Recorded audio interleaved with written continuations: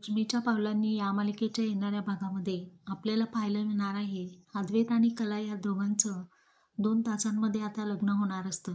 इतक्यात कला चांदेकरला फोन लावते आणि त्याला म्हणते, चांदेकर, तुझ्या आजूबाजूला कोणी नाहीये ना?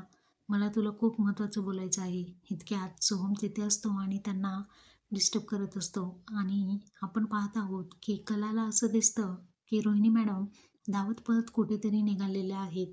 तर आता कला मनातल्या मनात विचार करते, यांचं असं काय महत्त्वाचं काम आहे? 2 तासामध्ये आमचं लग्न होणार आहे. कला घाईघाईने फोन ठेवते आणि रोहिणीच्या मागे येते. तर राहुलचा जो काही फ्लॅट असतो तिथे कला येते आणि पाहते तर काय, राहुल, रोहिणी आणि अजून एक गृहस्थ या तिघांची तिथे मीटिंग सुरू असते. तेव्हा कला सर्व पुरावे मोबाईलमध्ये कलेक्ट करते. तर कलाचा बांगड्यांचा आवाज येतो. हे सर्व काही आपण आता येणाऱ्या भागामध्ये पाहणार आहोत. तर रोहिणी कलाचा पाठलाग आता करेल.